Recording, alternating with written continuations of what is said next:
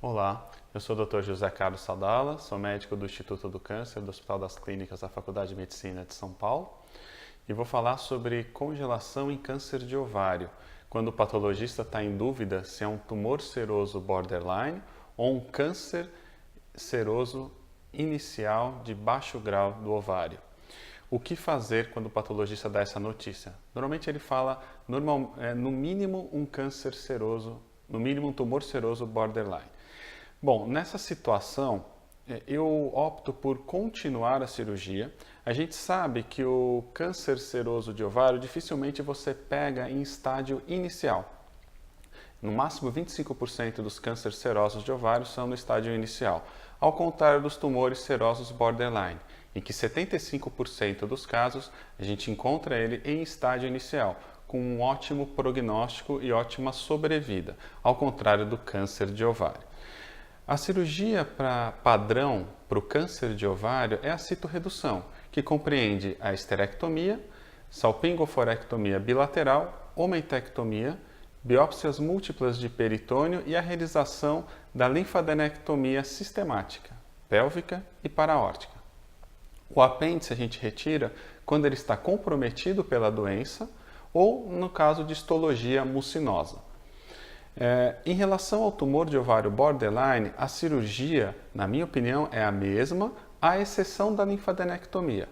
A gente sabe que no tumor borderline pode ter linfonodos comprometidos, porém, isso não muda o prognóstico, nem muda a sobrevida da paciente. Existem algumas histologias específicas do borderline, como por exemplo no micropapilar, em que há um maior risco de comprometimento linfonodal e um maior risco de implantes invasivos. Os implantes invasivos, esses sim, comprometem a sobrevida da paciente. Apesar de continuar sendo denominado borderline, os implantes invasivos afetam sobremaneira a sobrevida e o tratamento que nós devemos fazer a essas pacientes. Em meta-análise recente de 2015, nós vemos que nos tumores borderline, em até 40%, o aumento pode estar comprometido. E desse comprometimento do aumento, até 10% nós encontramos implantes invasivos, comprometendo o tratamento dessa paciente se isso não for retirado. Então é importante uma cirurgia completa, à exceção da linfadené. Existem alguns autores sugerindo você adicionar a linfadenectomia quando vier um subtipo micropapilar ou quando você encontrar microinvasão estromal. Porém, na minha opinião, isso ainda não se aplica. Isso não há dados mostrando impacto na sobrevida de você retirar o linfonodo. Essas histologias, sim, aumentam o risco de implantes invasivos. Daí a importância de um inventário minucioso da cavidade. Nesses casos, então, finalizando, na minha opinião, o que eu faria? Se tenho na congelação, o patologista me fala, no mínimo um tumor seroso borderline, eu faço a cirurgia completa, à exceção da linfadenectomia. Vai depender do desejo reprodutivo. Então vamos imaginar que essa paciente não tenha mais desejo reprodutivo. Então eu vou retirar o útero, ambos os anexos, o aumento e fazer um inventário minucioso da cavidade com retirada de todos os implantes suspeitos.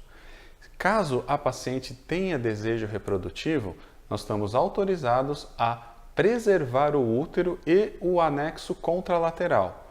Hoje em dia sabemos que não é necessário a biópsia do ovário contralateral se o mesmo estiver macroscopicamente normal.